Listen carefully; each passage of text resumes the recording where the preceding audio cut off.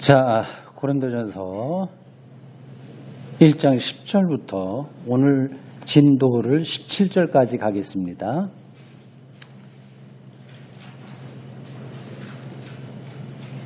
(10절부터) 17절까지 교독하겠습니다. 저와 여러분들 나누겠습니다. 형제들아, 내가 우리 주 예수 그리스도의 이름으로 너희를 권하노니 모두가 같은 말을 하고 너희 가운데 분쟁이 없이 같은 마음과 같은 뜻으로 온전히 합하라.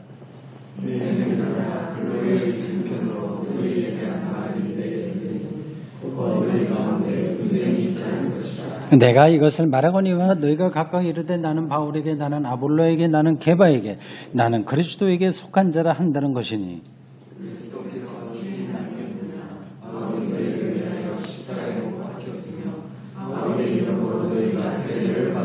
나는 그리스도와 가이오 외에는 너희 중 아무에게도 내가 세례를 베풀지 아니한 것을 감사하노니,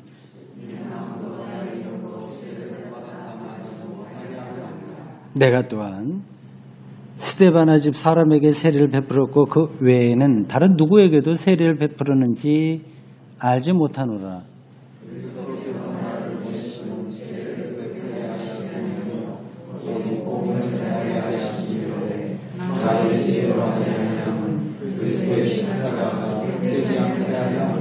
아멘.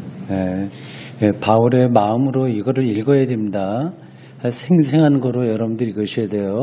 고린도 교회를 구체적으로 마음에 담고서 이거를 쓴 겁니다. 이게 은혜로운 말씀이니까 내가 써야지가 아니라 고린도 교회에서 발생한 여러 가지 문제들에 대한 신앙적인 방향을 제시하기 위해서 이걸 쓴 겁니다. 아주 구체적인 거를 여러분들 생각하셔야 돼요. 10절부터 17절까지 뭐 길지 않은 요 구절에도 보세요. 이거 참 고린도 교회에 이런 문제들이 있었구나 하는 거를 알게 되지 않습니까? 그리고 내가 세례 베푼 사람들 몇 명 되지 않아. 여기 또 사람 이름도 나오는데 그러면 이 바울과 세례 받은 가정하고는 어떤 관계가 있었을까? 그런 거 생각하면 흥미진진한 거죠. 그런 그 내용들이 그는 다 생략됐죠. 이 사람들을 내가 어디서 어떻게 만나갖고 어떻게 했는데, 그래서 그 집에 가족 식구들에게 내가 세례를 주었는데 가족 전체이긴 하나 뭐 어린아이들은 아니고 어른들만 줬다든지 이렇게 자세하게 하지 않고 그냥 이름 가족만 나오게 됩니다. 그 가족하고 바울의 관계는 우리가 다 알지는 못하나 굉장히 깊었겠죠. 그리고 그 가족에게만 세례를 줄 수밖에 없는 상황, 그것도 있었겠죠. 그게 뭘까 생각하면 궁금하죠. 10절 보십시오. 여기서부터 이제 고린도 교회에 어떤 문제들을 짚고 있습니다.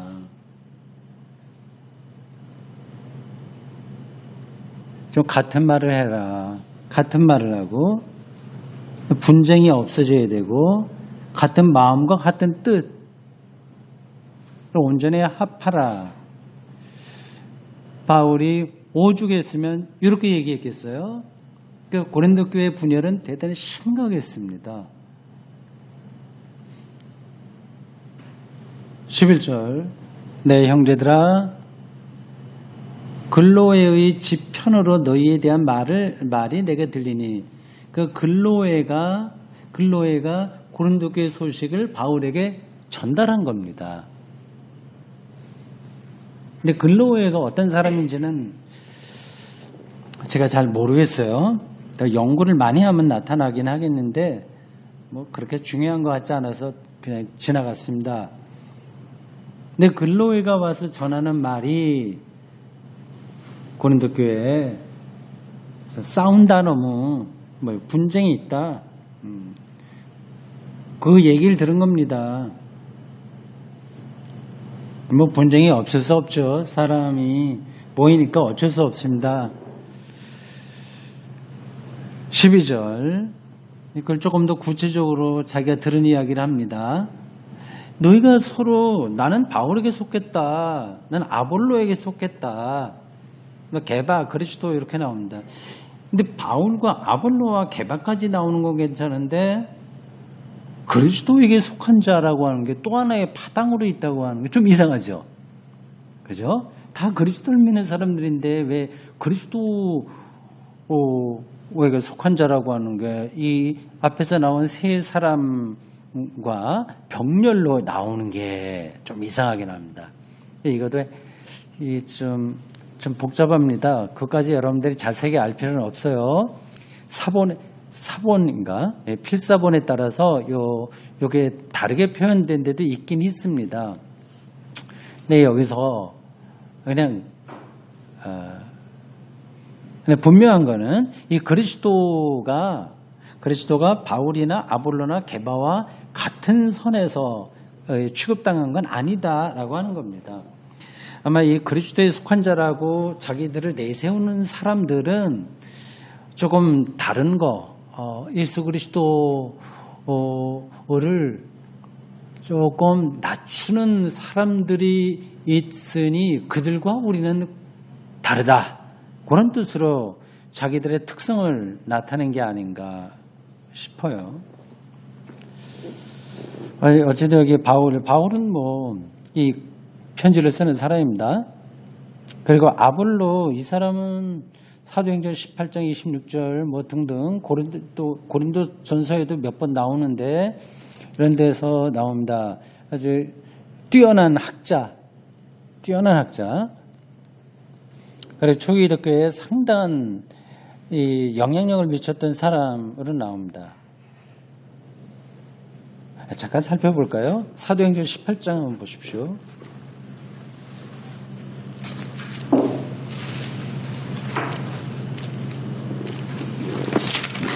뭘로예요?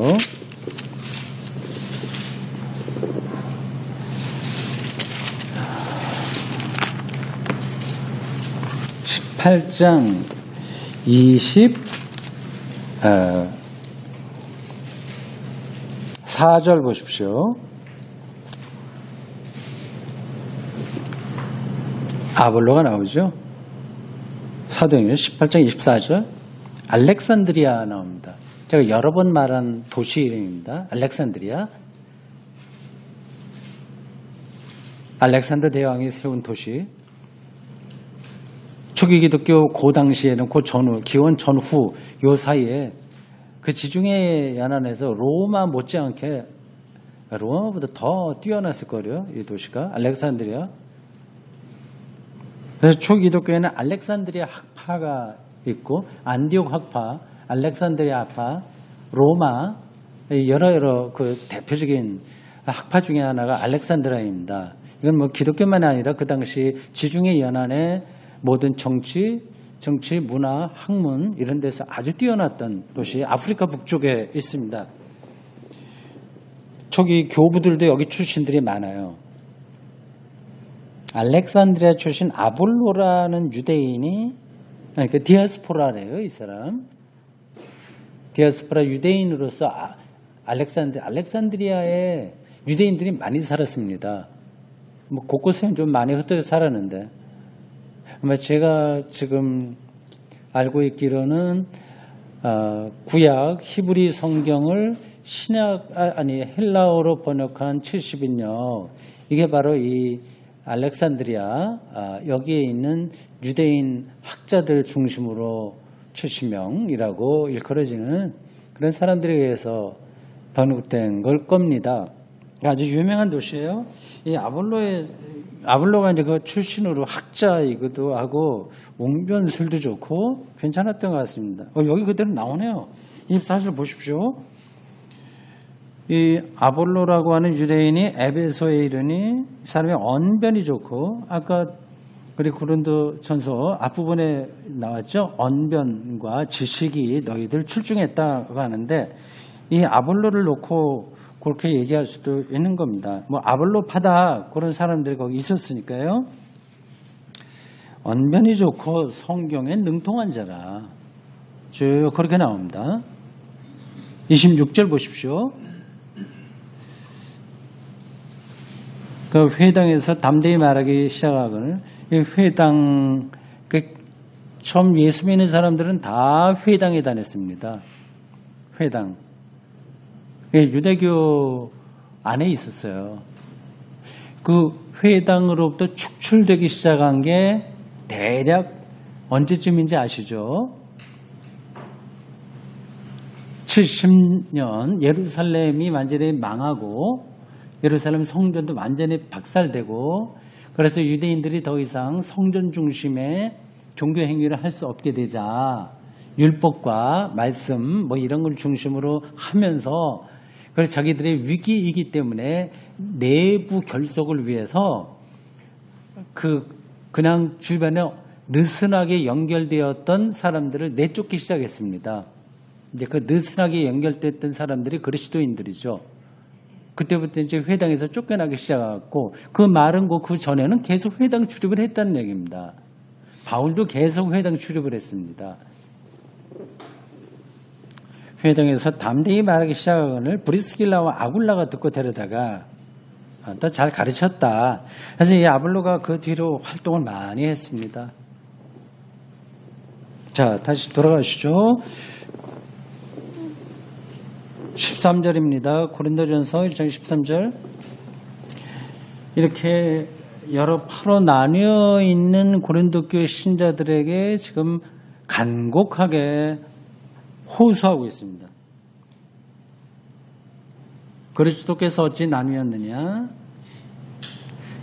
바울이 너희를 위하여 십자가에 못 박혔으며 바울의 이름으로 너희가 세례를 받았느냐? 이렇게 됐네요. 뭐 더 설명이 필요 없죠.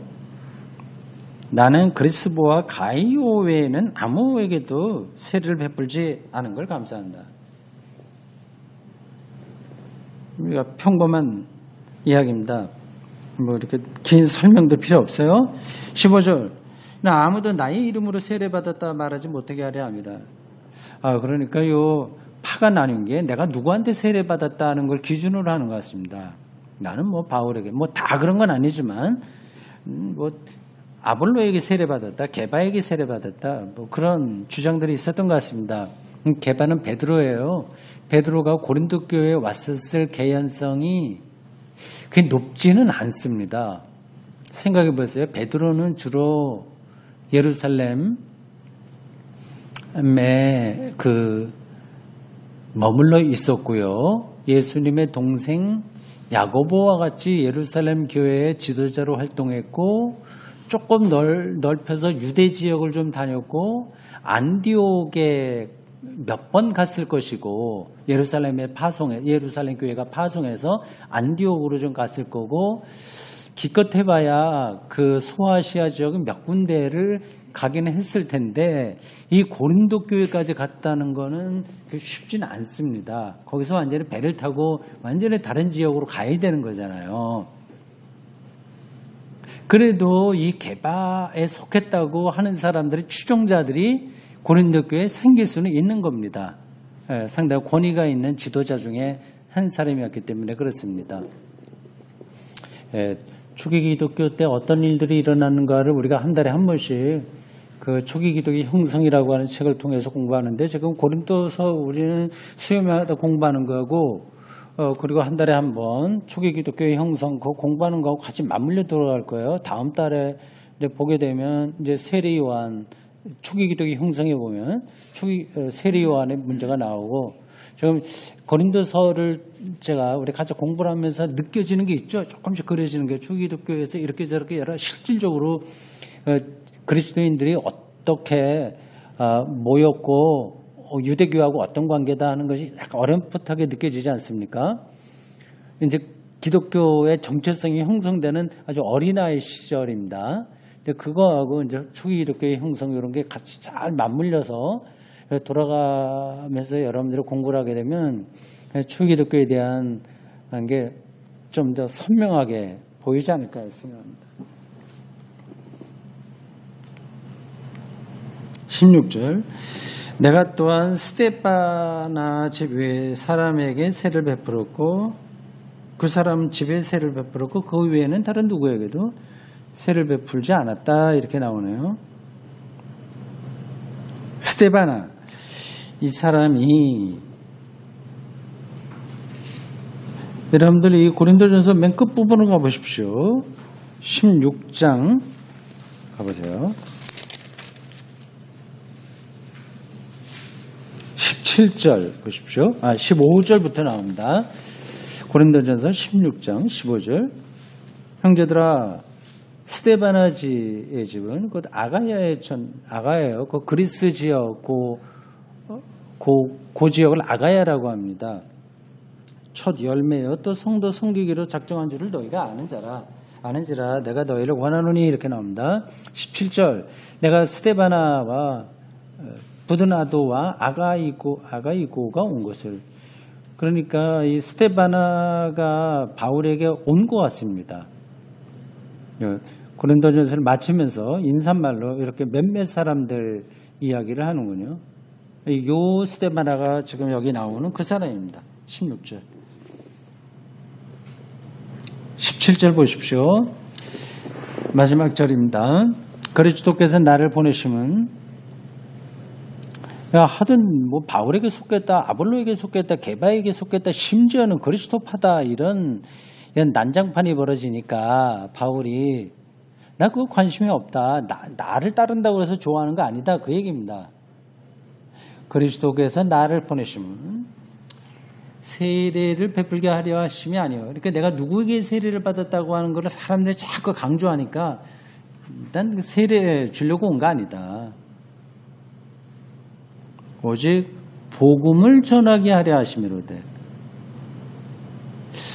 이 세례와 복음이 이렇게 대별되고 있습니다. 그 당시 사람들은 아직 복음을 정확하게 이해를 못했을지도 몰라요. 세례를 굉장히 중요하게 생각했고 세례 요한의 제자들이 또 저 기독교 안에 많이 들어왔고요. 그리고 그걸로 굉장히 자랑하고 했습니다. 근데 바울은 뭐 세례를 안 주려고 해서 안 줬다기보다도 복음 전하는 게 중요하니까 일단 어디서 복음을 전하고 세례 받으려면 시간이 좀 필요하잖아요. 그럼 머물 수 없으니 또 떠나고 뭐 그렇게 한 것 같습니다. 그러니까 내가 하는 일은 세례 베푸는 게 아니라 복음을 전하는 거다. 그걸 강조했습니다.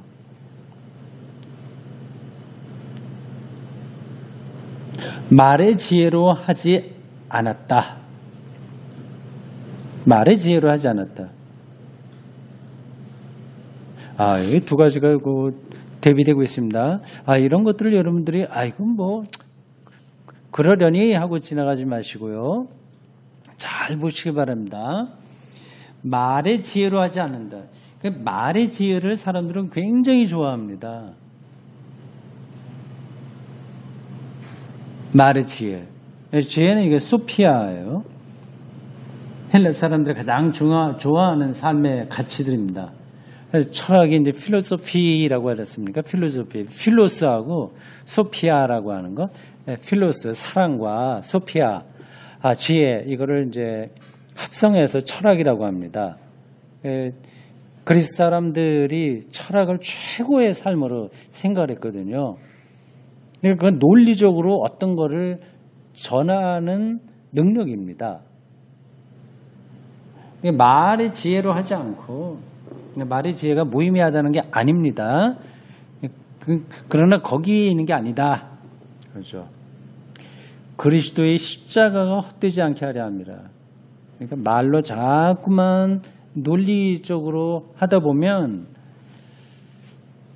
뭐 논리가 필요하긴 한데 너무 거기 논리에 빠져버리게 되면 그러니까 논리도 논리다워야 되겠죠. 근데 그게 말장난일 경우가 상당히 많습니다. 여러분들도 한번 살아가면서 그런 거 경험 많이 할 거예요.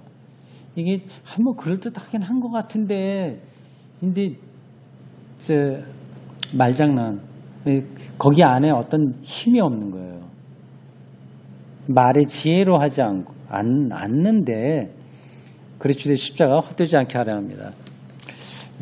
그렇게 말을 하고 있습니다. 그래서 실제로 바울은 말을 잘 못했습니다. 어눌했습니다. 사도행전에 보면은 굉장히 웅변도 잘하고 사람들 앞에서 대중연설 잘하는 것처럼 나오고 있는데 사도행전에 나온 사도 바울의 모습은 약간 변형된 겁니다. 그 제자가 자기 선생을 좀 좋게 이렇게 묘사한 거죠. 바울은 말에서 상당히 그 좀 어려움을 갖고 있었던 사람이에요. 근데 그거는 자기는 중요하지 않으니까 십자가의 능력, 왜 자기는 붙들려서 살겠다 그 얘기입니다.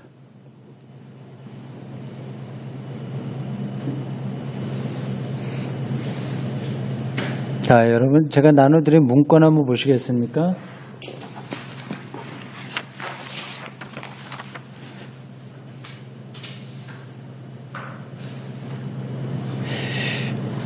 이게 아까 제가 소개해드린 그 책에 나와 있는 그 고린도전서 1장 16절과 17절에 대한 주해입니다.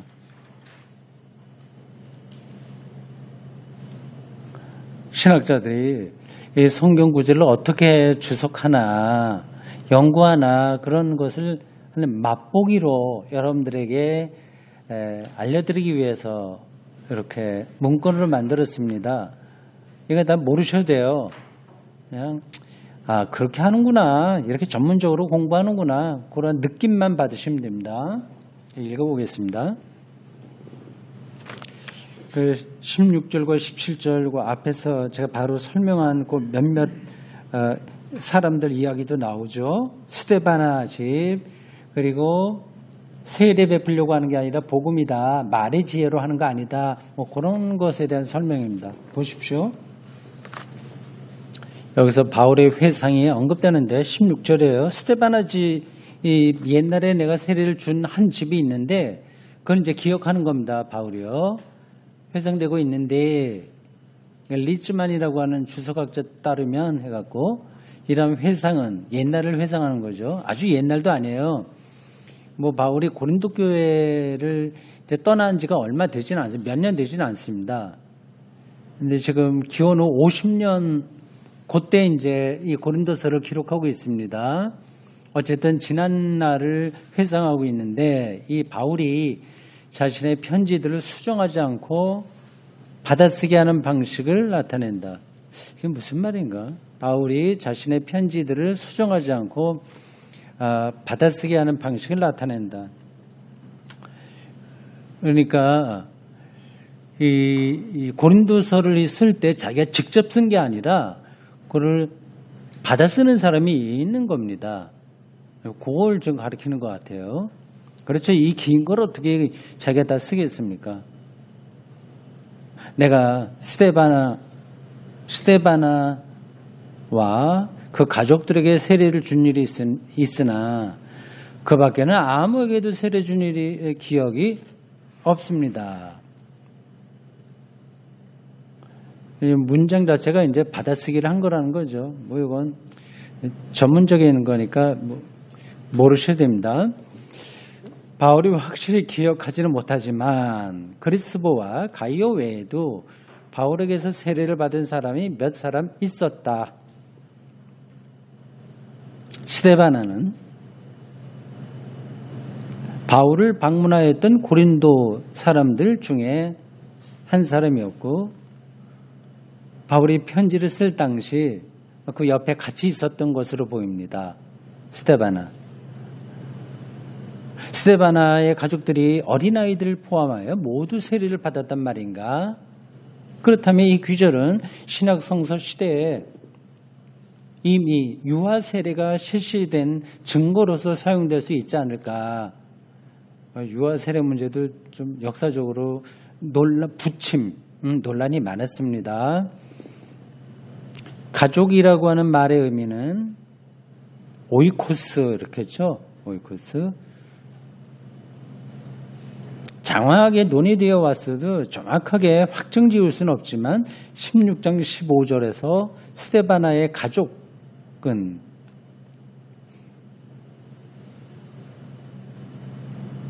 성도들을 섬기는 일에 몸을 바친 사람들로 기록되어 있음을 주목해야 된다. 그러니까 헬라어 뉘앙스가 우리에게 그대로 전달은 안 돼요. 그러므로 이 말은 거의 아이들에게 해당될 수 없었고, 이 말을 쓸 때 바울은 어른들을 생각하고 있었음을 전제한다. 그리스보나 가이오와 같이 스데바나는 초기에 개종자였다. 이 규절 16절은 적어도 단순히 세리자가 세례를 주는 역할에 대한 상대적인 무시가 아니라 자기는 세례를 안 줬고 세례 준 사람들 무시하는 게 아니라 세례 자체에 대한 상대적 무시를 드러낸다는 결론을 피하기가 어렵다. 세례에 대한 평가가 조금 낮춰지는 거죠. 그걸 중요하게 생각하지 않은 듯한 느낌이 여기에서 들죠. 바울은 모든 그리스도인들이 세례 받았음을 가정하고는 있지만 12장 13절에 가면 나옵니다. 그가 누구에게 세례를 주고 누구에게는 세례를 주지 않았는가를 자세하게 기억하지 못한다. 그래서 대충 여기서 쓴 것 같아요. 비록 6장 11절에서 대개 그리스도인들은 이미 스스로 세례 받았다는 것이 암시되고 있다고 하더라도 바울 자신은 그의 첫 개종자들에게 세례를 베풀었고 다른 사람들과 교제하기 위해 그들을 떠났으리라. 이러한 사실은 바울 편에서 세심한 주의를 기울여야 할 문제는 아니었다. 그러니까 내가 누구 세례 주고 몇 명 주고 이건 자기에게 지금 크게 관심이 없으니까요. 마지막 17절에 대한 주석입니다. 내가 여러 번 몇 사람에게만 세례를 베푼 것은 이 괄호 안에 보세요. 이 말들은 그리스어 성서에는 나오지 않지만 규절을 새로 시작하는 접속사 왜냐하면 가르에 이미 이러한 내용의 말이 함축되어 있다.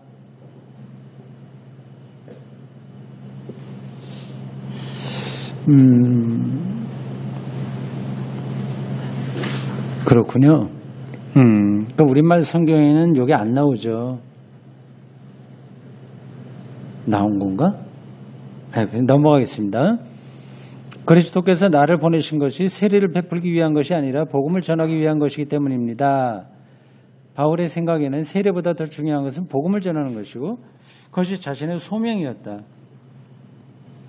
그가 강조하려고 하는 말이 이렇다. 즉 그는 자신으로 인해 개종한 몇몇 사람에게 세례를 베푼 것으로 자기 자신을 변명하려고 하지 않는다는 것이다. 복음을 전한다는 말에 복음 정말 복음입니다. 복된 소식이에요. 기쁘죠. 그러니까 예수 그리스도의 십자가 부활, 예수의 운명에서 일어나는 하나님의 구원 사건은 복음입니다. 그럼 즐거워야죠. 그러니까 작은 아픔들은 다 지나갈 수 있습니다. 복음을 전한다는 말에서 바울이 뜻하는 바가 무엇인지를 여기서 자세하게 설명할 필요는 없다. 그렇죠. 그건 지금 제가 간단하게 멘트한 그런 겁니다. 예수 그리스도를 통해서 일어나는 하나님의 그 구원 사건, 그건 정말 복된 거고 거기서 행복하다 아는 거죠. 왜냐하면 그래 이러한 실마리를 통해서 본장의 나머지 부분을 전개해 나가면 그 복음이 뭐냐를 쭉 이제 앞으로 설명하는 겁니다. 고린도 전서에 쭉 전체적으로 그게 나오게 되죠. 그러니까 지금 이미 여기서 그런 것에 대해서 자세하게 설명할 필요는 없었습니다. 이 서신의 대부분에서 이러한 실마리를 계속 설명하고 있기 때문이다. 복음을 가르치는 일은 그의 사도직의 본질이다. 사도직, 보냄을 받은 이라고 하는 그리스어로 거기 나오죠. 아페이스텔렌, 아포스톨로스, 여기 사도라고 하는 건데 보냄을 받음이라고 하는 단어하고 비슷합니다. 설교는 그리스도교 선교의 핵심이었다. 즉 복음 전도자의 설교가 효력을 나타냈을 때 비로소 이미 확신과 인내와 믿음 안에 있는 사람들은 세례받기를 원하게 될 것이다. 그러니까 누구에게 세례받느냐 보다도 복음을 복음답게 전하는 사도의 역할, 이게 중요하다는 거죠. 바울의 보내심에 대해서는 1장 1절 쭉 보고 그 다음 패러그래프. 현재 규절은 이어지는 단락들에서 계속해서 나오게 될 바울이 설교한 복음의 내용과 그것을 설교하는 방식에 대한 암시들을 덧붙인다. 암시. 그리스도의 십자가가 헛되지 않게 하려고 한다. 나는 그거죠. 그리스도의 십자가가 헛되지 않도록 하는 것. 그러니까 자기 업적, 자기의 능력, 하나님 앞에서 인정받을 만한 것 여기에 있으면 그럼 그리스도의 십자가가 헛되게 되는 거죠. 헛되게 되는 거예요. 십자가가 수사학적인 논증과 말장난이 되는 거예요. 변증법적인 난해함의 영향 아래서 점점 이 도대체 실체가 없어지게 되는 겁니다.